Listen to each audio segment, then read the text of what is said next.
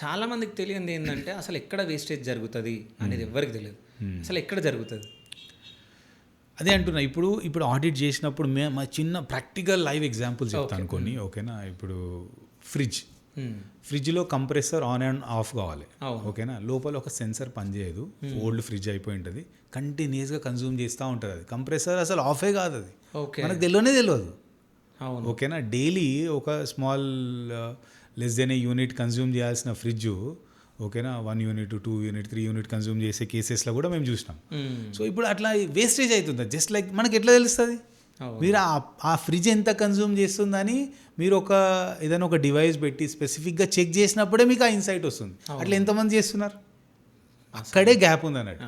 So ఇక్కడ ఏంటంటే మా థాట్ ఏంటంటే ఇట్లా ఒక్కసారి అట్లీస్ట్ ప్రతి హౌస్ హోల్డ్లో, ప్రతి బిజినెస్లో, ప్రతి ఇండస్ట్రీలో మనకున్న ఎక్విప్మెంట్ అప్లయన్సెస్ వైజ్ ఏది ఎంత కన్జ్యూమ్ చేస్తుందని రెగ్యులర్గా ఆడిట్ చేయాలి. రెగ్యులర్గా చేయాలి, ఒకటేసారి కాదు, ఎవ్రీ 6 మంత్స్కో 1 ఇయర్కో ఒక్కసారి అట్లీస్ట్.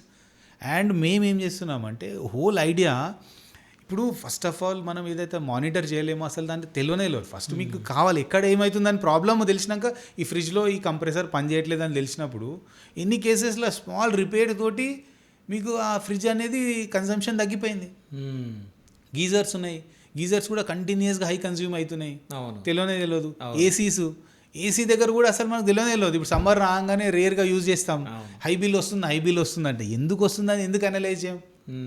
ఫర్ ఎగ్జాంపుల్ శివ గారు, నేను మిమ్మల్ని అడుగుతా, ఓకే, మీరు గీజర్ యూజ్ చేస్తున్నారా? అవును. గీజర్ ఎప్పుడు ఆఫ్ చేస్తారు? స్నానం అయిపోయిన తర్వాత. ఓకే, సో మీరు ఆన్ చేస్తున్నారు, స్నానం అయిపోయాక ఆఫ్ చేస్తున్నారు. ఓకే, సో మీరు ఇంకొక క్వశ్చన్ ఫర్దర్గా, మీరు నీళ్ళు వేడి ఎక్కువ అయినాక మళ్ళీ చల్లనీళ్ళు కలుపుకుంటారా? అవును. సో ఫస్ట్ వేడి ఎందుకు ఎక్కువ చేస్తున్నారు, మళ్ళీ ఎందుకు చల్లనీళ్ళు కలుపుకుంటున్నారు? వేడి చేయడానికి కూడా మీ కరెంట్ బిల్ కాలుతుంది. అవును. ఓకేనా, వాటర్ పోతున్నాయి మళ్ళీ.